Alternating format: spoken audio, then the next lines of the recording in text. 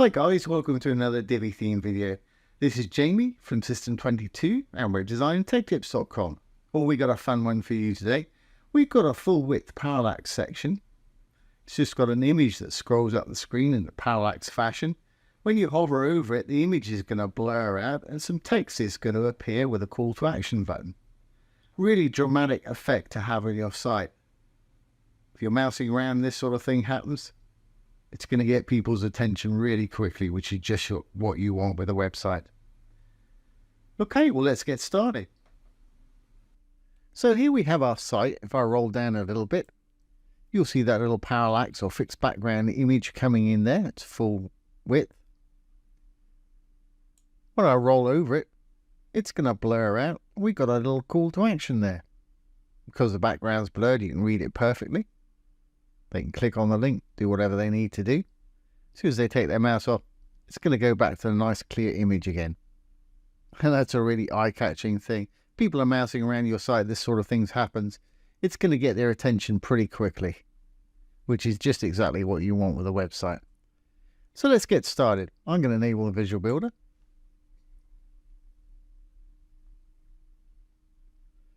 Now let's roll down. I'll delete this section we've got here. And we'll start from scratch. I'm going to hit the little blue button to add a new section. I'm going to use a regular section. You can put anything you want in yours. I'm actually going to use a single column structure for mine. And for convenience, I'm going to be using a little call to action. I'll leave everything just like it is, but I do want a button with the call to action. The button's not going to show up till you put a link in for it. Just down below here, we're still under content. Here's the button link. If you want the whole module to link somewhere, you can put an additional link here. Always best practice if you're linking to your own site, leave it in the same window. If you're linking off-site to somebody else's site, open it in a new tab. That way your site's going to stay open. Great, well if you want to leave a background in there, you can do, because remember we're going to have an image in the back here. So I'm actually going to take mine out. I'm going to hit the little trash can there, and white text on white background, it's disappeared. Okay, well I'm going to leave it just like that. Let's now go into the row that it's sitting in, the green tab here.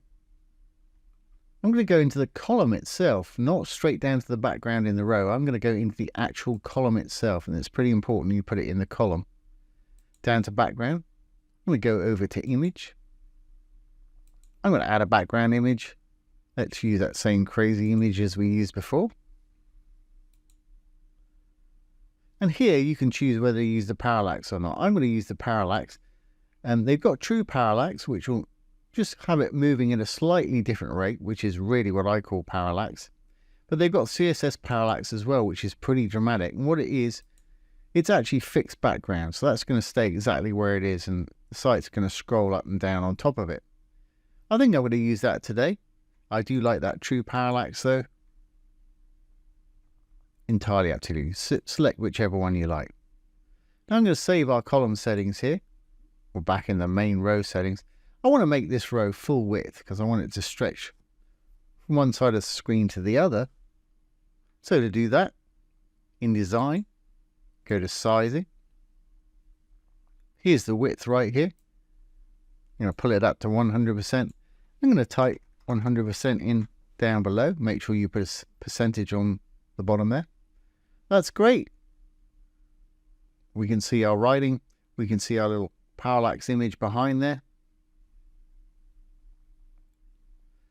I want it to be a little deeper, and we'll adjust that in a moment. I'm going to take any padding away from our row while we're in here so we can butt it up against the bottom.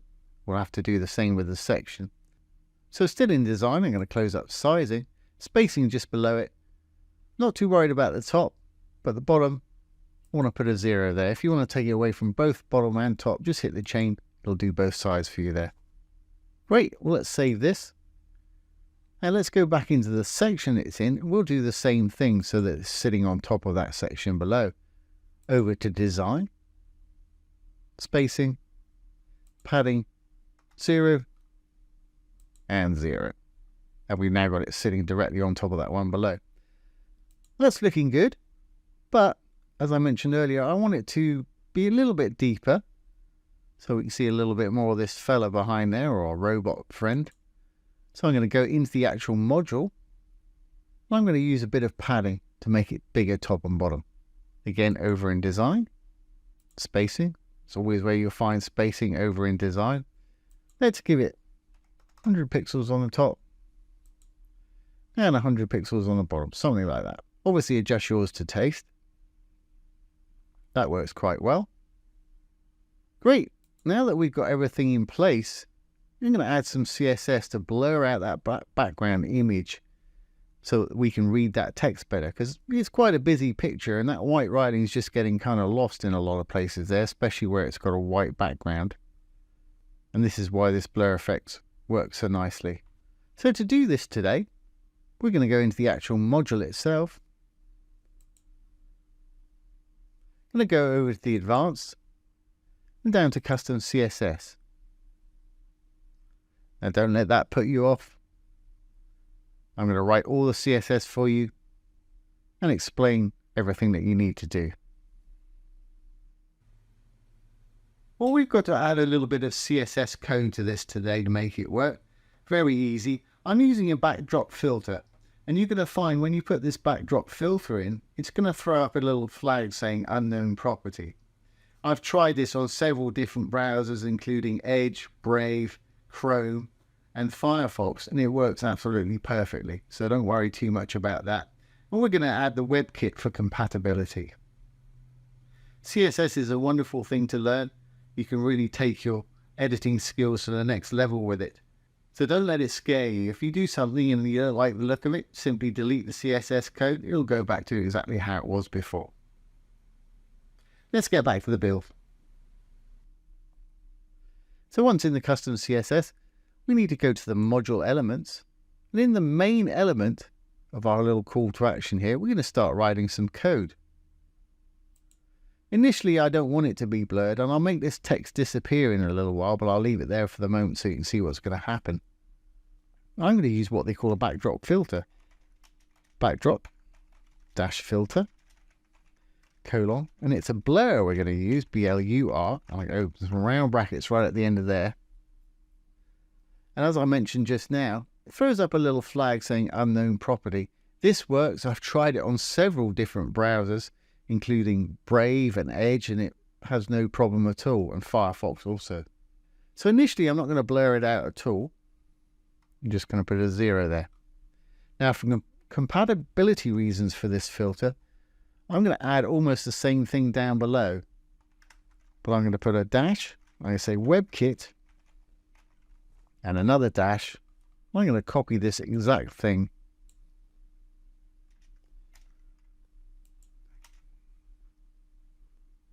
Great.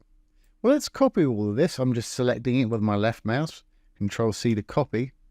Common to all Divi modules, if you roll up over, you'll see some little icons appear. I'm going to grab the little arrow in our main element here. That'll enable us to create a hover state.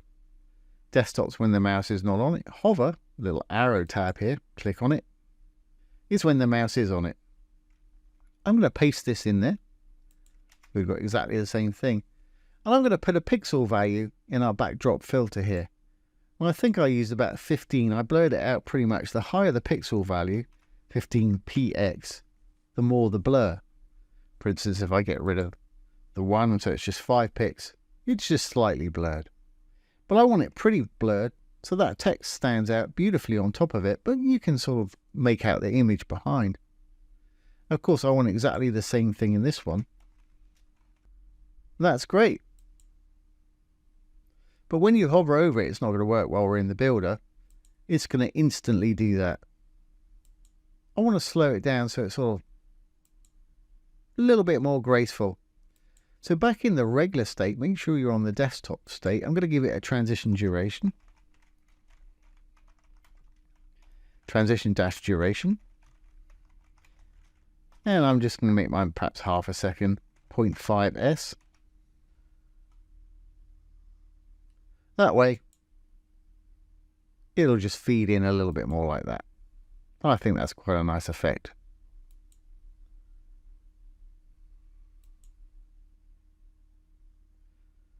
Now what we could do, initially I don't want to see that text at all. We could use one of their filters to take it away, their opacity filter, but I'm going to keep everything simple by keeping it in our little text box here.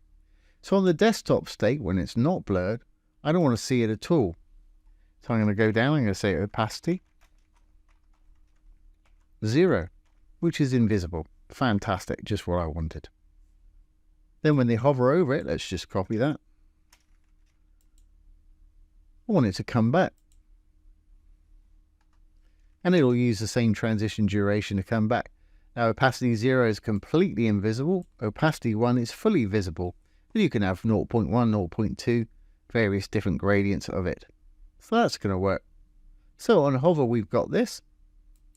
And when we're not hovering, we've got this. That's just exactly what we wanted. Now because we're using the opacity, if I save this now and hover over, you can't get to our call to action module because, well, it's invisible. It's actually still there, but it's invisible.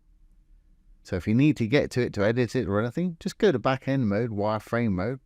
In the bottom, make sure you got your little purple button expanded, little icon on the left. You can get to it that way. So let's save this and make sure it's going to work on the front end. Exit the visual builder. A roll down, there it is. There's our little fella right there. When I roll over, it's going to blur out. We got our little call to action there. And like I say, that's a really eye-catching feature to have on your desktop site. It will work perfectly on tablet and mobile, as we mentioned at the beginning of the video, but of course they'll have to tap on it. If you wanted to, you could add a little mouse type icon or a tap icon to it to indicate that you want people to tap on it, and just have that there on tablet and mobile. I'm going to leave it just as it is today. Now, of course, once you've got this, you can apply it to any module you want. I've got 3 little images here. We've got exactly the same thing going on. So for anybody that doesn't know how I've done that, I'll quickly show you how to duplicate this effect on other little modules. Let's enable the visual builder again. I'm going to go down, add a new row. I'll throw 3 columns in there. You can use any module you want on this. For instance, just use a little blurb on this one today. I'll take a bit of that content away. It's got a bit more than I need going on there. And we'll throw an icon in there instead of an image. I'm going to go into design. I'm going to make everything white. Don't have to, it's entirely up to you. I'm just making everything white here. I'm going to roll down to my text. I'm going to do all the text. I'm going to turn it from dark to light. Also going to pop it in the middle. I know you can't see it, but we'll fix that in a minute. I'll give it some padding all around in the spacing. Let's give it, say, 70 pixels top and bottom. Of course, you can adjust this once you can see it, but I'm pretty sure this will work for me. 30 left and right. Great. Well, now we're going to go into the actual row itself, into the column we're working on. Remember to do this in the column. And we'll add an image to this column. Grab whatever image you want to use. But let's use something a little bit darker, perhaps. As you can see, it's in there. And all we need to do to make this work is go back into our little module below. Remember, we might need to go back to wireframe mode to get to it because the opacity is down on it. There's our original. We can go over to advanced, to our custom CSS module elements. Here's our desktop state. Just copy all of that, Control C. Into our blurb module here, same place, advanced custom CSS. Module elements, main element. And we'll get the hover state up. Click on the hover state, just save that. Back to our other call to action, and we'll copy the CSS from the custom CSS over here. Make sure we copy it from the hover state itself. Control C to copy, save that. Back into our original blurb, custom CSS. Make sure we're on the hover state here also. and Control V to paste. And we'll save our changes there. Back to desktop mode. And as you can see, we've just got the image of that wizard there. And it's going to have that same hover effect. Now, if you've got 3 different modules with different amount of text, you can make all the columns the same height here. Let's just do that quickly. This video is rolling on a bit. I apologize, but you might want to know this. So again, let's go into our row. We'll throw another little image into the background here of column 2. Again, let's use something that's fairly dark. Now if I flip to wireframe mode again, I'm going to copy this blurb module. I'm going to just duplicate it. Pull it over there. I'm going to save my settings here. This blurb module, well, let's just copy a bit more of these text and I'll add it underneath so that these are a different height. And we'll save that. If we look on the front end now, our columns are a different height here because we get different amount of text, and you won't see this until I exit the Visual Builder. But if you want them to all be the same, it'll automatically make them as long as your tallest one there. Just go back into your row, go into Design and Sizing, Equalize Column Heights. And you'll have exactly the same size columns, no matter how much text you've got in each module there. So let's save this, make sure it's all going to work on the front end. We'll exit the Visual Builder. Roll on down. There's the 2 we just did. When we hover over, they're going to blur out. I want to add a bit of padding to the bottom of this if you want the blur effect to go all the way. And here's the other one with more text that we did right here, which was a little blurb module and a call to action over here. And if we roll down, here's our parallax. There's our little robot friend. When I roll over, we got that text and the call to action in. When we let go, it's going to blur back out again. Be a nice crisp image. So there you go, guys. There's how to add background blur to little modules and also to a nice little full width parallax section. Fantastic. So there we have it, guys. There's a full width parallax section with a background blur effect and a call to action button on top. Really great little feature to have on your website, and as you can see, really easy to do. And as I demonstrated, once you've got it in there once, very easy to duplicate, just copy that code or keep that code in a little notepad. You can apply it to all kind of different modules and get different things going on with it. If you've enjoyed this today, please hit like, share and comment down below. It's always great to hear from you. Please subscribe to the channel because we've got plenty of more videos coming on that may interest you. If you have enjoyed this today, take a look at our simple CSS video playlist. It's going to pop up over here any minute now.